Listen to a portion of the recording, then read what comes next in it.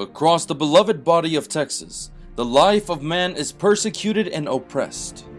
The lives of Texans are crushed by the unjust laws politicians pass in Austin, which only serve to make criminals out of anyone who lives a certain lifestyle these politicians disagree with. These laws are unjust because they violate the moral code of mankind. They violate the moral dictates of a higher law. Man-made laws, which violate the universal higher law of freedom, are unjust.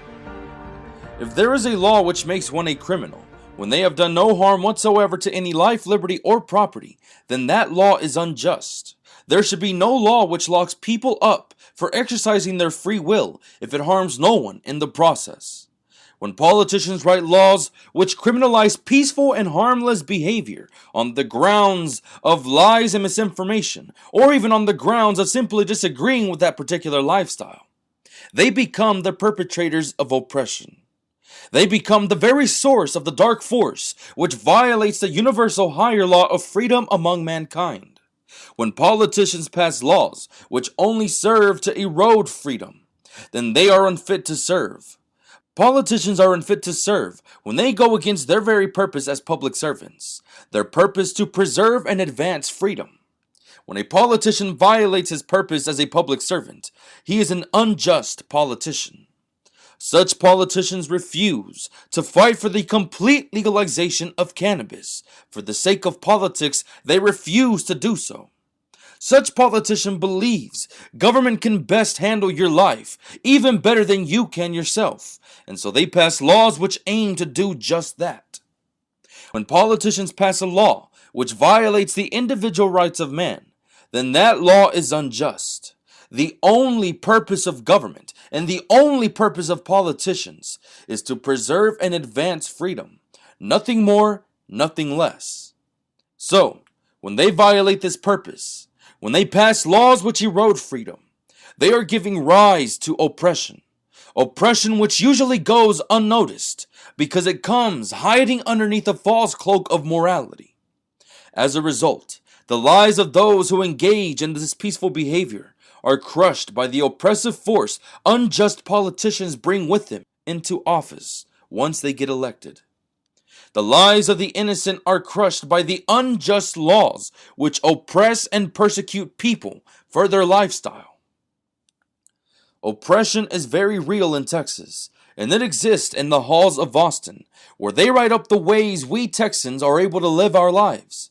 They do this as if we didn't know how to live our own lives any better, as if we need a handful of bureaucrats and politicians telling us what is right and what is wrong.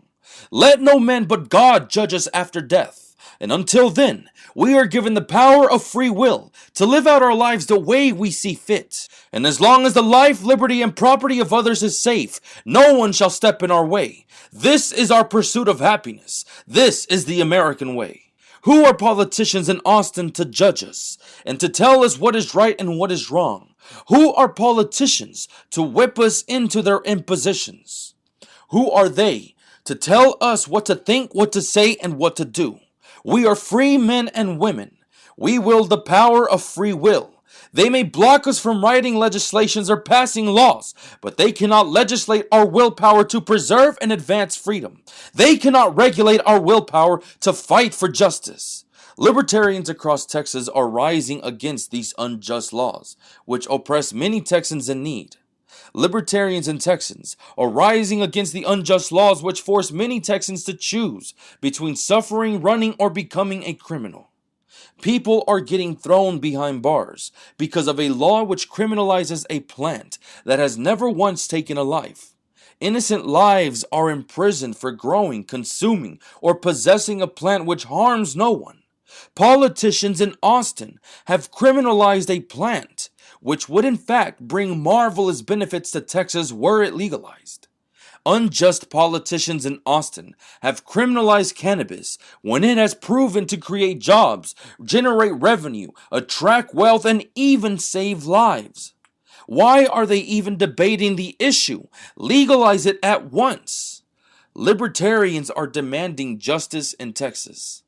Not only are we calling out for the absolute legalization of cannabis, but I, for one, am calling for the governor of Texas to pardon all the people in prison for cannabis.